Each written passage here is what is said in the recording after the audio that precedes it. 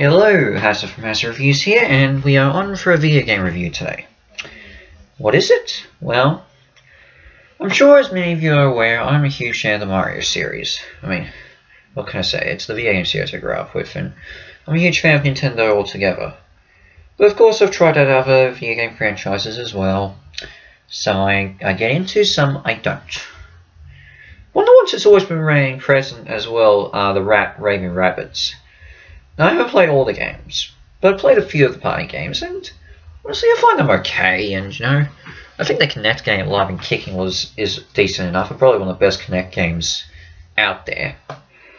Let's say something considering the library, but even I can understand why people find them a bit annoying in that. And I mean, I don't mind them; they're inoffensive enough. And obviously, I think some of the criticism of it that they killed off Rayman. Well, look, yes, the original Raven Rabbids were basically new additions to the Rayman series, but look, you can't just immediately say they killed off Rayman. It's not as prevalent of a series. Trying to keep that in good condition. But anyway, but on to the topic. When I heard that that Ubisoft was going to be teaming up with Nintendo to do a crossover between Super Mario and the Raving Rabbids, I was a little bit surprised. I think most people were expecting any sort of crossover with Mario and Ubisoft would be through Smash Brothers with Rayman, but still hasn't happened yet. Who knows? Maybe Smash 6, whatever it is. Smash. Smash 7. Maybe it could happen, I don't know. But even after all the leaks, all that, which spoiled the game for us of what it was going to be, and trailers and all that, in 2017 we got Mario plus Rabbids Kingdom Battle. And to many people, this is one of the best games that came out that year for the debut of the Nintendo Switch. Obviously this came out I think in August, so it was about 5 months into the console's lifespan, and obviously this was seen as a bit of an appetizer before Super Mario Odyssey. But on its own, this was one of the best video game crossovers that everyone loved, and it brought so many fans together. Even those who don't like the Rabbids love this game of how they handled them. And for me, I obviously played this a year late. A few months after it came out because I was still in high school and I didn't have much money. But I enjoyed it too. It is one of my favorite video game crossovers out there. And there are a lot of things as to why I like it, but let's go over. So the main premise is how this crossover happens. The Raven Rabbids are traveling and end up into the basement of a young female inventor who is a huge Super Mario Bros. Fan. The inventor is working on a headset that can merge two items into one, but it is having bugs with it. But there's a massive bug with it. One of the Rabbids tries it on, merging a bunch of the Rabbids with Mario items, and ends up sending a and using the device ends up sending him and all the other Rabbids into the Mushroom Kingdom. And in the Mushroom Kingdom, while unveiling a new statue to commemorate Princess Peach, the Mushroom Kingdom gets torn apart, sending Mario and his friends all into a new version of their world.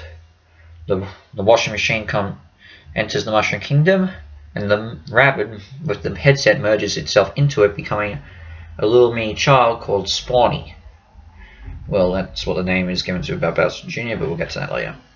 Mario also sent to it is the robotic assistant to the young inventor Beepo, who, upon arriving in the Mushroom Kingdom, gains rabbit ears and I guess rabbit teeth on his base. I don't know, but if that was originally named in the beginning of the opening cutscene, I have to watch it again. Mario saves Beepo and meets up with two and discovers that the Mushroom Kingdom is now being ravaged by the Rabbids, who have been corrupted by the Super Merge headset. But there are some who are legitimately good Rabbids, even though they've been merged. Two of these being a Rabbid cosplaying as Peach and a Rabbid cosplaying as Luigi. Mario teams up with the two Rabbids to find his friends and other good Rabbids, save the Rabbids being corrupted, and save Spawny, who was taken by Bowser Jr. to create havoc across the Mushroom Kingdom while Bowser's currently away. I think you can guess what's going to happen at the end, but Bowser Jr. is basically the main antagonist in this. I mean, yes, Bowser's obviously going to be involved at some point, but I'm not going to reveal how. The main threat is the collision of the Mario world and the Rabbids, which can be seen as a bit jarring at some points, especially with the Rabbids' brand of humor. But honestly, it actually goes well how they combine certain things to create some really great humor with the backgrounds and all the jokes they make and references. Oh my gosh, the humor is one of the best things in it, and the references. I love the bonsai bill that's caught in the clothesline Sherbet Desert, I think it is, the desert and ice world, and the Peanuts reference in the Spooky Trails. That's another one of my favorites. And throwing stuff with the Donkey Kong Adventure DLC, which I'll get to later. And the characters, are pretty good. Spiny, once he fully becomes, entranced in the Super Merge, is so adorable, and you really want to save him, even though he did start this whole mess. All the Mario characters are, great as always. It's still the same personality. Mario's still the courageous hero. Luigi's still a coward. Yoshi isn't it the least, but he still seems willing to help out.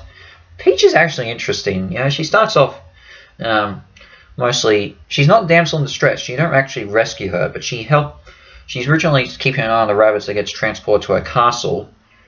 But then by the end of the ice of Sherbet Desert, she joins in to help fight. So yeah, pretty good.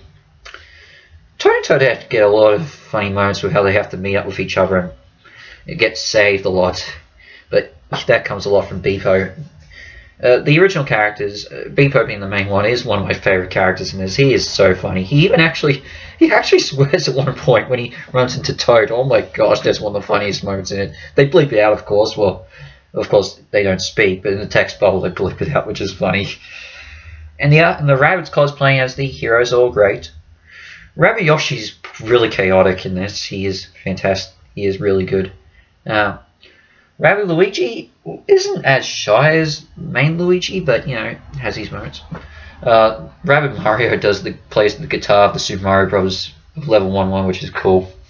And Rabbid Peach, oh my gosh, she's become the fan favorite of this, and I love her too. She's such a diva. Oh my gosh, and her humor with her phone and all that, and how she tries to push Peach away from Mario. Oh my gosh, that's funny. Yeah, they work out great. And Bowser Jr., I think this is probably one of his best appearances in the Mario series by far. Yeah, great. From the other Rabbids like Rabbid Kong and Wario and Waluigi, oh my gosh, yeah, they're two of the best Rabbid boss fights in it, Wario and Waluigi. The fact they actually reference Waluigi and Wario in the main franchise, oh my god, that's great. And it also helps that you've got the music in this composed by Grant Kirkhope, who was the composer of Donkey Kong 64, the Banjo-Kazooie games, and GoldenEye 007. And obviously from this game, he would later get the opportunity to work to do the rearrangement of Spiral Mountain for Super Smash Bros. Ultimate.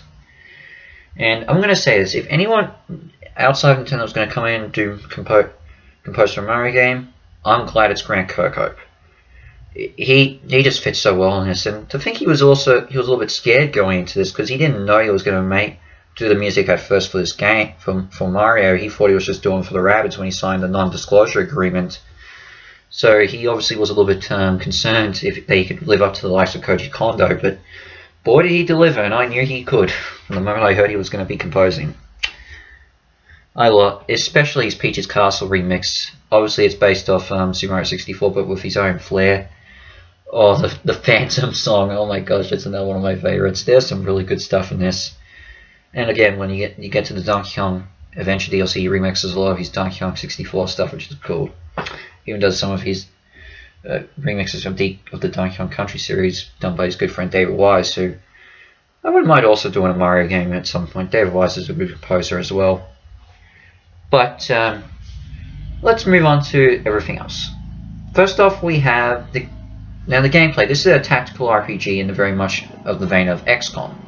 There's no jumping outside of a bit of a team jump as one of the specials, or just while playing. You go into a battle. You have to knock people out, kill, destroy the Rabbids with guns and weapons and all that, and win the game from there. Now, for many people, this could be seen as jarring, having Mario use weapons. I mean, yes, he does use weapons in Smash Brothers, but in an own game. But these guns are crafted pretty well, and they're in the design of the movie The Fifth Element, which works out well, and they look alright.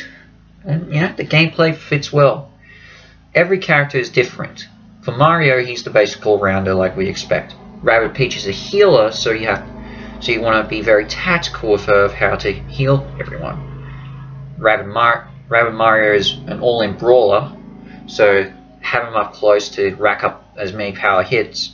While Luigi is better suited to killing people from faraway distances as a ranger, while his defense is poor. So yeah, you better do that. While someone like Peach is great to also use as a bit of an extra healer when using the team jump. Out of all of them, I think the one I'm not the biggest fan over might be Yoshi, but that's only because you get him very late in the game. But even then, he still gets some good abilities. I love Rabbid Luigi and his vampire skills, and Rabbid Yoshi is just so chaotic with his machine guns. Oh my gosh, they're good. And they've also got their own special abilities. Mario and Luigi have Hero Side, which means once a rabbit gets sent flying in the air, they can shoot them in the air for an extra hit for extra damage. Peach obviously Rabbid Peach has her healing abilities, but also can use shields. So yeah, and as I said, Rabbid Luigi has his vampire skills, which are great. They also have an additional weapon, which is basically like a landmine, a sentry, or grenades and that, which again designed pretty well. And the gameplay gets challenging as the game goes on. I find it challenging, elevating at the right moment at the right time. You'll learn to get through it, and it's not like it gets hard instantly. It eases you into it level by level, which is good. But by the time you get to the end and do the post game challenges and all that, you'll become more overpowered, which I'm okay with that. I love a lot of the designs of these Rabbids, very much in the design of Mario enemies. As for the Mario enemy, well, you don't fight any Mario enemies bar Bowser and Bowser Jr. Bullet Bills, Bob-Ombs, and Boos are in part of certain stages, which is warranted. And as I said, you see some Bonsai Bills and Goombas in the background, and that you can interact with Beepo. But yeah, it would be good to see fight a few Mario enemies. But of course, you get likes of Wario, Waluigi, and Rabbid Kong. In terms of 100% the game, you obviously have to look for chests which contain blueprints,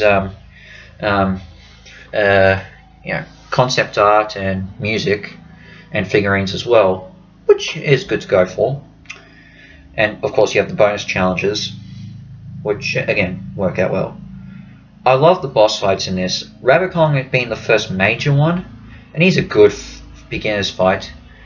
I think my favorite is the Phantom, just because of the musical setting and the fact that how you have to take him out by destroying the lights that on his stage. That's pretty cool.